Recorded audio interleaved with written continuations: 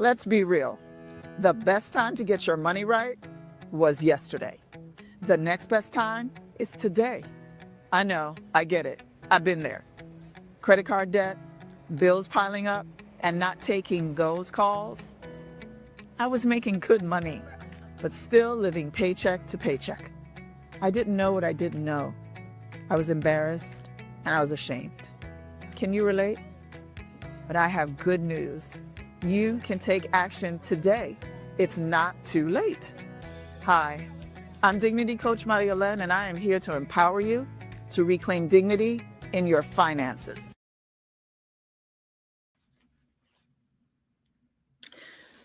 Stay ready so you don't have to get ready. That's one of the things one of my coaches told me that has played itself out in my life. And as it relates to your money, it is like 10x. Stay ready so you don't have to get ready. Hey, everybody. Welcome to the Dignity in Dollars podcast, a safe place where we are releasing our money trauma and healing our relationship with money to reclaim dignity in our finances, to design the life that we desire and deserve. Say it with me. What I desire, I deserve. I'm financial dignity coach Mariolene, and I'm so glad that you're here with me today. Welcome officially to our very first Wednesday episode at 1:30 Eastern Standard Time. That's right. Starting today, Dignity in Dollars is coming to you live every Wednesday at 1:30 p.m. EST. We made this change for the professionals, the lunch breakers, the ones who've been wanting to join us live but couldn't make it on the Thursday at noon. This time is for you. And thank you for reaching out and letting me know that. Wednesdays, 1:30 p.m. Eastern Standard Time. Put it in your calendar and make it a non-negotiable. Now, today is also special for another reason. This is the very first episode in a brand new monthly series here on Dignity in Dollars. Every first episode of the month, I'm going to do a real client case study. Real people, real situations, real strategies, and real outcomes. Because sometimes the most powerful thing I can do for you is not just teach you about the principles. It's to show you what they look like in real life when a real person lives them out. And today's story is one I have been wanting to share for a long time. Today, we're talking about real life budgeting in hard times. A single mom case study. I want to tell you about a client of mine. Her name is Ambi. She is a single mother and she lost her job. She has 3 teenage daughters. When she lost her job, her budget dropped from $3,500 a month to $800 a month. She had to figure out how to maintain financial stability despite losing 77% of her income. Suddenly, she found herself staring at this amount of money as opposed to this amount, that she had to make that stretch across an entire month to include rent, utilities, food, her children, all of it. No backup plan, no savings cushion to fall back on, just a tight number and a whole lot of fear. But here's what she did. She did not run from it. She faced it. And today, I'm going to walk you through exactly what we did together, the strategy we built, and how she came out of that season, not just surviving, but thriving and stronger. If this message is helping you today, please share this live right now and tag someone who needs to be here and hear this story. Let's get into it together. Let's talk about the reality of job loss. Let me start by naming what job loss actually feels like. Because sometimes we talk about it like it's just a financial event, but it's so much more than that. When you lose your job, especially as a single parent, the financial fear hits immediately. But right alongside it comes something else: shame. The voice that says, how did I let this happen? What's wrong with me?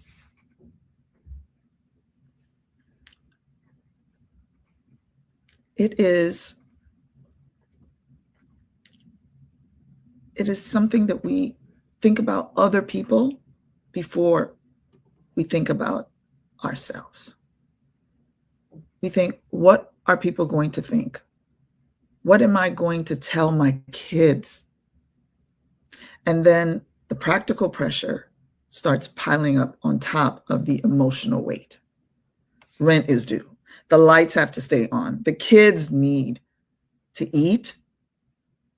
They need school supplies. And the clock is already ticking. Here is something that I want you to think about. And here is something I want you to sit with. According to the Bureau of Labor Statistics, the average time it takes to find a new job after losing one is roughly 5 to 6 months. Not 2 weeks, not a month, 5 to 6 months on average. And for some people, it takes longer. I had a client, it took them 2 years to find another job. For professionals in specialized fields, it could take closer to a year of applications, interviews, and rejections before something sticks. This is exactly why the 3 to 6 months of savings we talk about so often is not just a nice idea. It's a requirement. It's a lifeline. Because if it takes you 5 months to find work and you only have 3 weeks of expenses saved, the math does not work. It is not mathing. And the gap in between is where real financial damage happens. Debt taken on just to survive, bills that go past due, credit that takes years to rebuild. Ambi did not have that cushion. And that is where we had to start. This was difficult for her because as women, we internalize everything. We feel like this is a personal reflection of me. But that is where she had to start, with the truth of what she had and a plan to make it last. Excuse me, to make it last. Let me walk you through what we actually did together. I want this to feel like a real demo because it is. If you have a pen and paper, pull it out. If you're watching on your phone, screenshot this because these steps work. Step 1, get clear on the exact number. The first thing that we did was get completely honest about how much money she actually had, not a rough estimate, the real number. And how many days did it need to last? Once we had that number on paper, the panic started to shift a little bit into something more workable. Because when you can see the truth, you can make a plan. When you are guessing, all you have is fear. Step 2, do a full spending audit. I'm about to step on some toes, so curl them back if you need to. Cut everything that is not essential. This is going to challenge you because you're going to feel like everything I have, I need. Lies. Everything you have could be put in one of 2 columns: that you want it or that you need it. And you'll find that the 50 things that you have in your need column, you probably only need 5. The other 25, 45 need to be in the want column. So what we did when we did that those 2 columns is we went through every single thing coming out of her account, every subscription, every automatic payment, every recurring charge. And we asked one essential question about each one. Is this essential right now? Not, is it nice to have? Not, do I enjoy it? Is it essential right now? And here's where things get real. When money is this tight, the definition of essential becomes very narrow. Essential means keeping the roof over your head. Essential means keeping the lights on. Essential means feeding your children and yourself. So here's what we cut immediately. Streaming services, gone. Every single one of them. Gym membership, paused or canceled. Subscription boxes, canceled. Any app with a monthly fee that was not critical, gone. Any service on auto renew that she had forgotten about, gone. And here is the thing about subscriptions. Most people do not even know how many they have until they sit down and look. I have seen people free up $50, $70, even $100 a month just by canceling things they forgot they were paying for. That is real money, especially when every dollar counts. Step 3, prioritize the non-negotiables. After we cleared the subscriptions, we listed what absolutely had to be paid that month. Rent first, utilities second, food third. And then we looked at everything else and made decisions about what could wait, what could be negotiated, and what creditors she could call to explain the situation and ask for a temporary arrangement. Here's something that most people do not know. A lot of creditors will work with you if you call them before you miss a payment, not after, before. A simple phone call saying, I recently lost my job and I want to be transparent with you about my situation. This opens more doors than silence ever will. Step 4, stretch the grocery budget with intention. We built a bare bones grocery plan, not deprivation, dignity.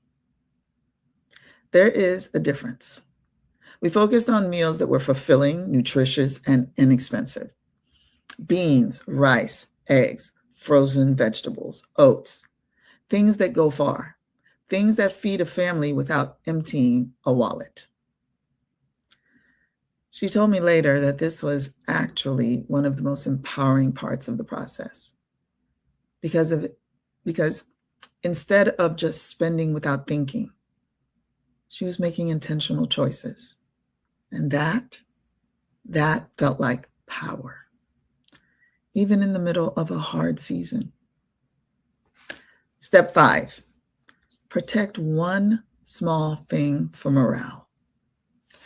This might surprise you, but I told her to keep one small thing, not extravagant, but one thing that brought her peace or joy. Maybe it was a library card so she could still get books. Maybe it was a walk in the park with her kids on Sundays. The point was this: when you eliminate every single good thing from your life, survival becomes unbearable. And when survival feels unbearable, people make desperate decisions. And we were not trying to make her miserable. I was trying to make her smart. And smart includes protecting your mental and emotional health, even on a tight budget. This is not a privilege. It is a right. Now, let me tell you what happened. On the other side of that season, she found a new job. It took a few months. And during those months, she used that strategy. She stayed close to her numbers. She asked for help when she needed it. She did not pretend everything was fine. And she did not go into debt trying to maintain a lifestyle she could not currently afford. But here's what surprised her the most. When she came out on the other side and started receiving income again, and her income started to increase, she was different with money because she had been forced to get honest. She had been forced to see exactly what was essential and what was extra. And that clarity did not leave her when the hard season ended. Did you catch that? What happened to her, she did not have to relive because she took the lesson and moved forward. She told me, Coach M, I know what I actually need now. And I know what I was just spending on without thinking. She said, I realized that I was in an abusive relationship with my money. And that when this job loss came, all of the trauma came back up. And I was using that as a filter to make decisions. But now, after going through this and now having a plan and a strategy, I respect money. And now I don't work for my money. My money works for me. That is a gift. That is the gift that a hard season can give you if you face the season instead of running from it. Clarity, intention, a completely different relationship with your money, and healing. Not only did she get healing for herself, but guess who was watching her with eagle eyes this entire time? Her daughters. They were watching how she was dealing with this situation, and they were soaking it in like a sponge. She didn't know this, but she learned it. That whatever was running through her family line ran into her. And because of the decision that she made to face it, create a plan and a strategy, she started a whole new line. And now her daughters also have a whole new way of dealing with money, that they are not in a situation where they don't know what to do. Those behaviors ended with Ambi. And these new behaviors of being a good steward, of having plans, she saved her children the passing down of that money trauma. Now they have money triumph because they overcame. And here's a statistic that puts a bow on all of this. A 2024 Federal Reserve report found that adults with even a small emergency savings buffer report significantly lower financial stress than those with none at all. The amount matters less than the existence of the actual habit. Stay ready so you don't have to get ready. Having anything set aside, even 1 month of expenses, changes how you experience a financial crisis. This is why we build before we need it. Stay ready so you don't have to get ready. Because you cannot build a savings cushion in the middle of an emergency. Too late. You build it before the storm. And when the storm comes, it holds you because you are ready. Whether you are in a hard season right now or you want to make sure you are ready if one comes, here are 3 things you can do today. 1, do a subscription audit this week. Go through your bank statement line by line and find every recurring charge. Cancel anything that is not essential. You may be surprised how much you free up That money belongs in your savings account, not quietly leaving your account every month for something you're not even using. Number 2, start building your emergency cushion now, even if it is small. If you have a job right now, that is your window. Even setting aside $25 a week adds up over time. That'll be over $300. Excuse me, over $1,300 in 1 year. And it's not about the number. It's about having something between you and a crisis. Action number 3, know your bare bones number.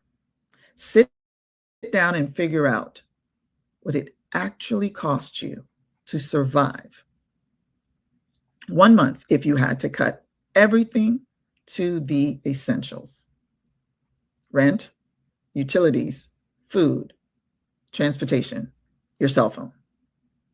Just that. Know that number. Because when you know your bare bones number, your overhead, that is not negotiable, you know exactly how many months your savings can carry you immediately.